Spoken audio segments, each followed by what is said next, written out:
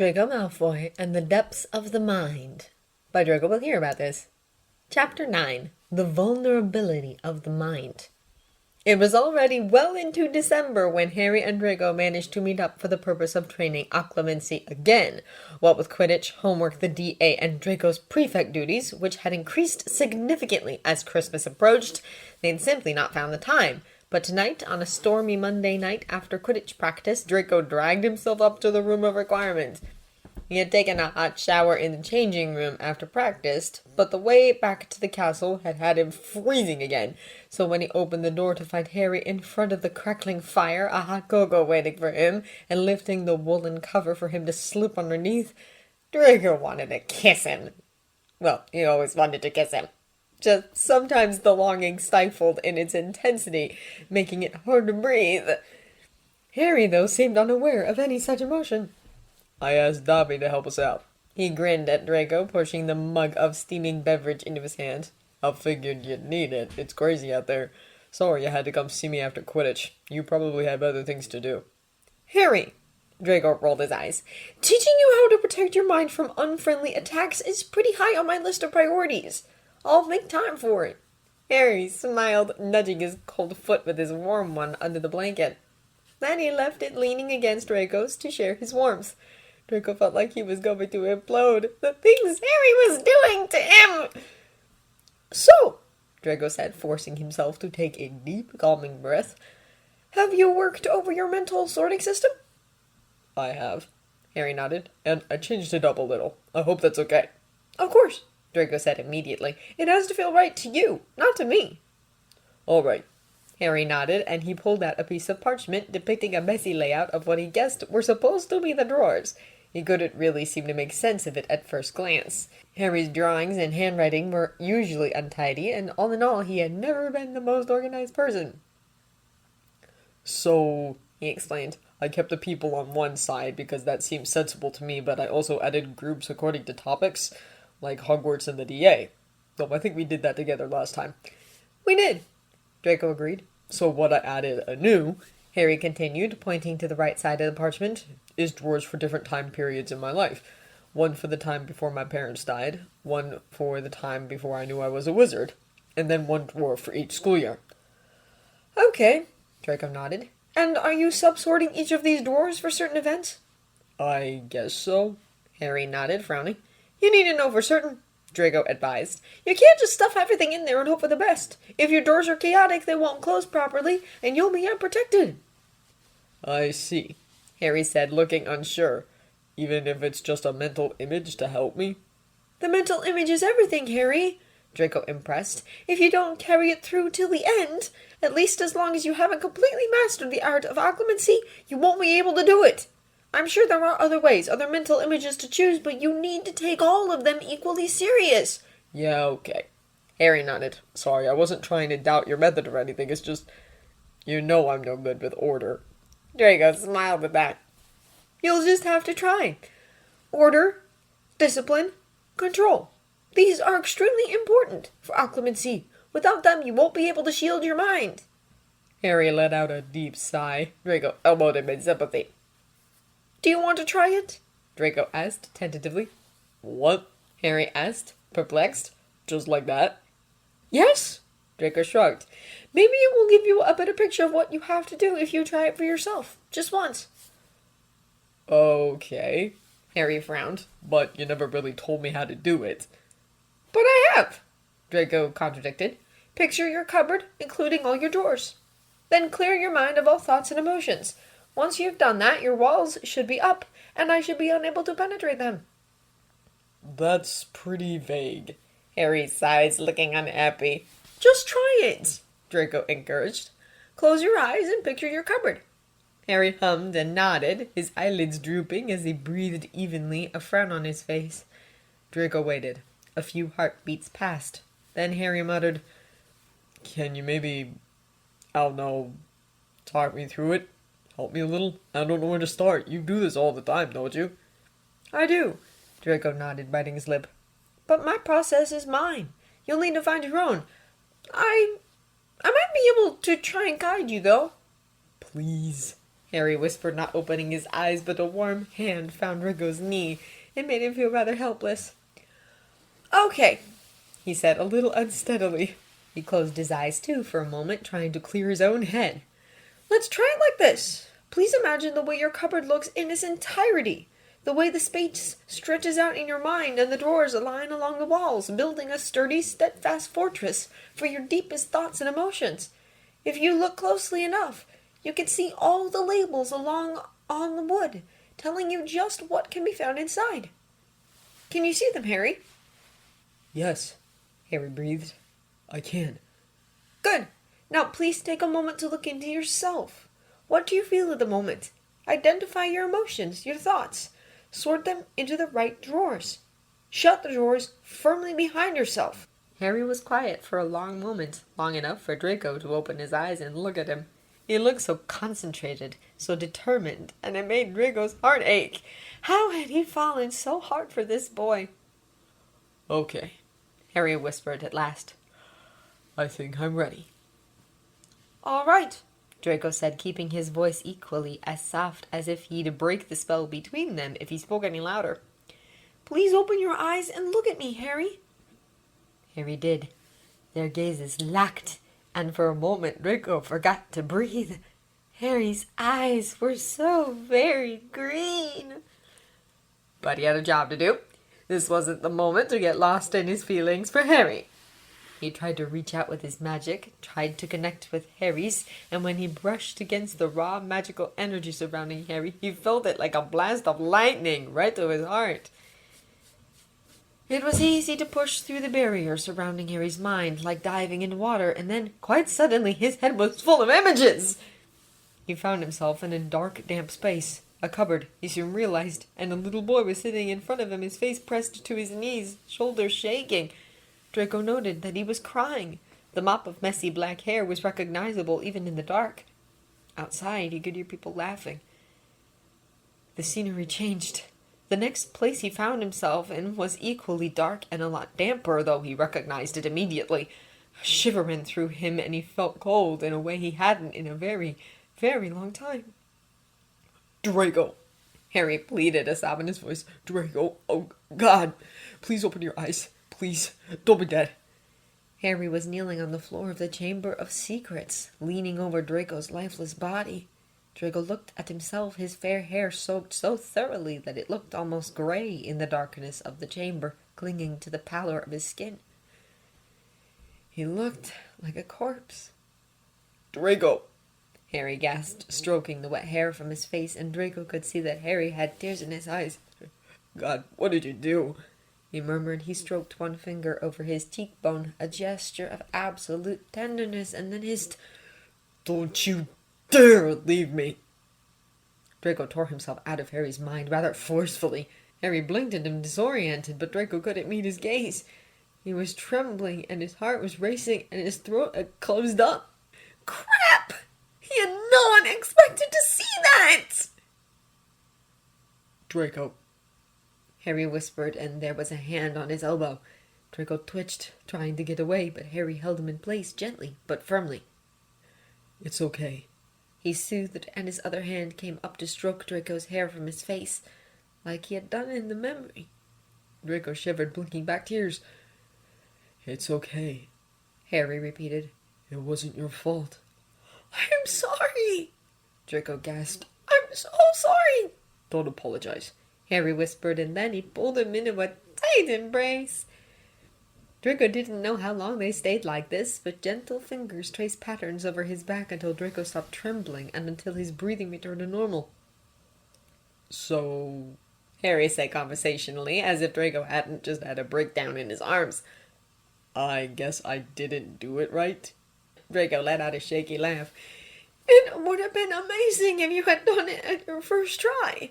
Draco muttered, his face still pressed against Harry's neck. What did I do wrong? You didn't clear your mind properly, Draco explained, finally pulling away from Harry's embrace. He didn't go far, though, settling down next to him on the sofa, their shoulders still touching. You need to be more thorough. You need to practice. Okay, Harry nodded. So I, sit down various times a day and go through my mind, identify my thoughts and stuff them away? Yes, Draco nodded. That's exactly what you'll do, and we'll meet up at regular intervals and test if you made any progress. I see. Harry sighed. No offense, but occlumency sounds like a very big business to me. It's a very mental kind of magic, Draco shrugged. You just need to learn how to use it properly. Thank you, Harry whispered, leaning his head against his shoulder. for taking the time and effort to try and teach me. I know it's not easy. I told you, Draco said.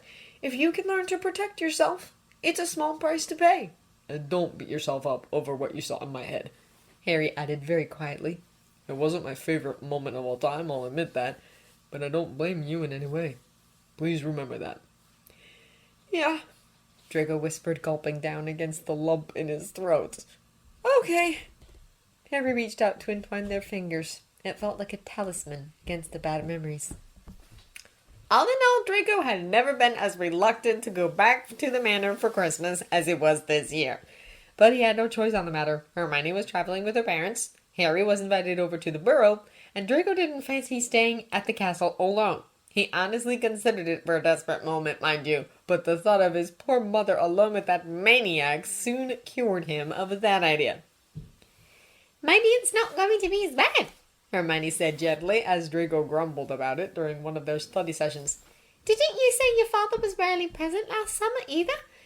Maybe he'll be mysteriously absent for most of the Christmas holidays too. I'm not sure if that's reassuring or comforting, Draco sighed, but I'm still clinging to that hope.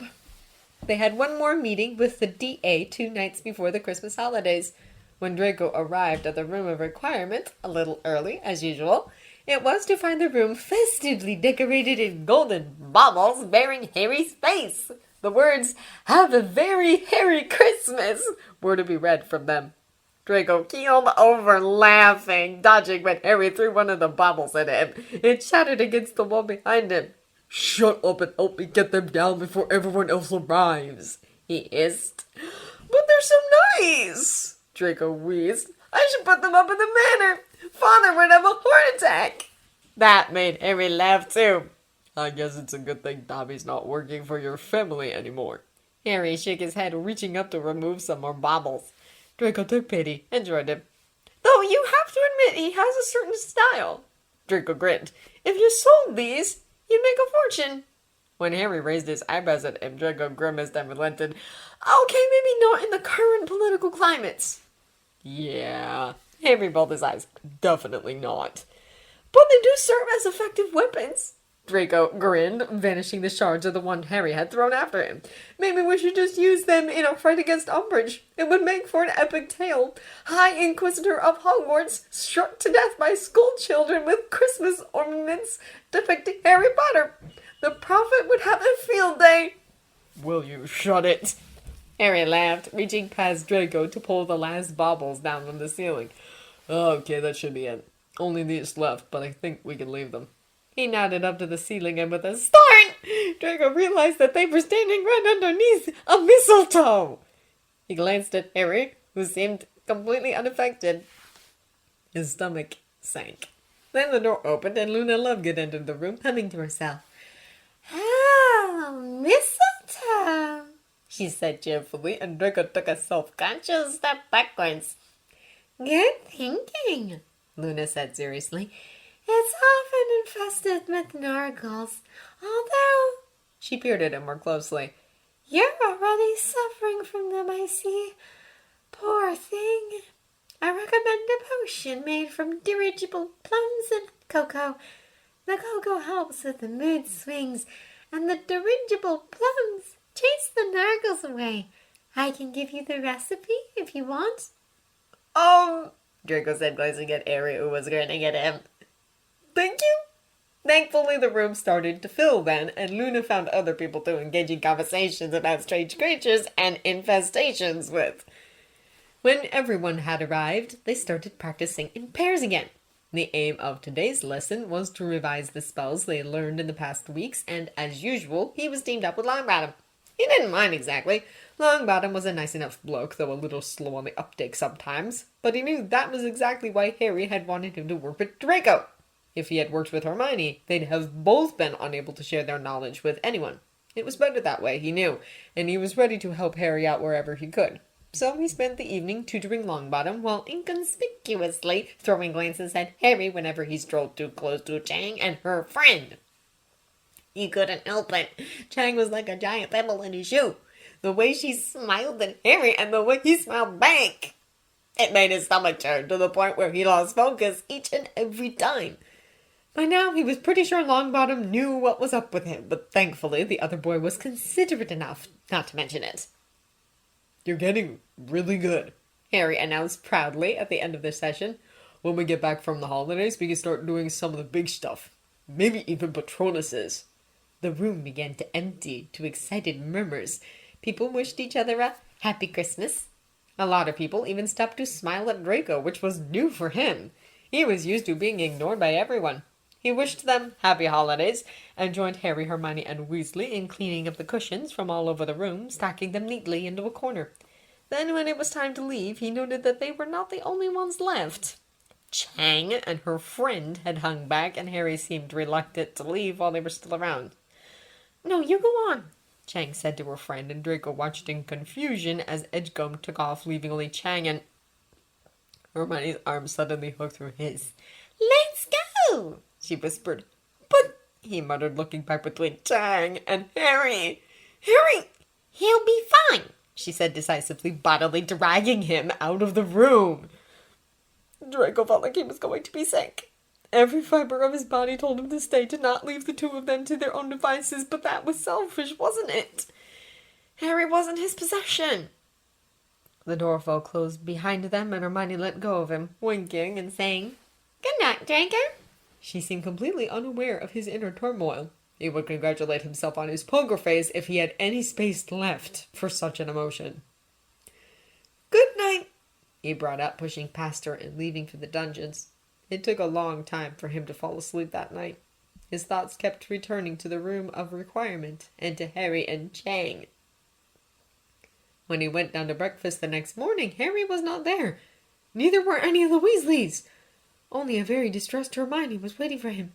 "Draco!" she said, pulling him close to sit next to her. "Where's Harry?" he whispered. "Did something happen?"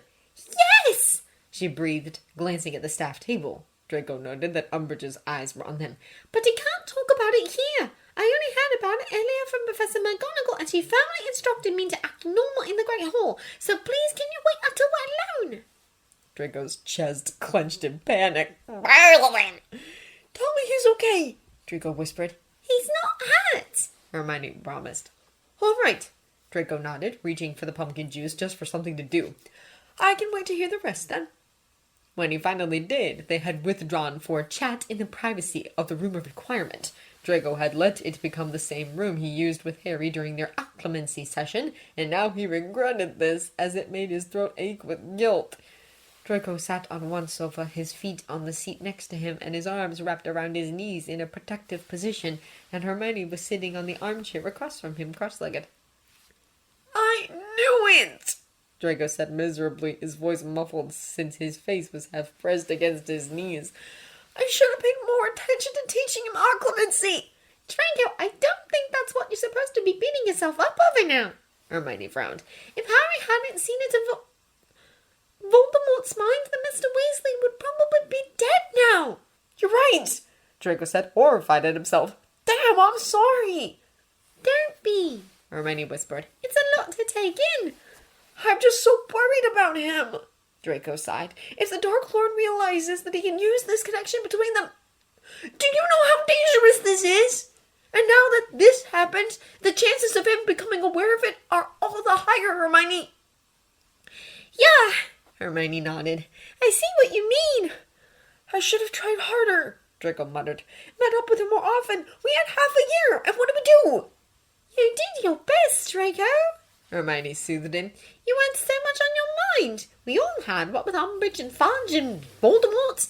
You've watched out for Harry better than anyone, better than me and Ron, let's be honest. You have absolutely no reason to feel guilty." Draco sighed, pressing his face further into his knees. "I'm going to see them at headquarters," Hermione told him after a moment of silence. "I will let you know whatever I can. I know how frustrating it is for you to be apart from us like this, but I promise I'll try my best to keep you in the loop." Thank you, Draco whispered without looking up. And please tell Harry to keep on practicing occlumency. It's more important now than ever. I will, Hermione promised.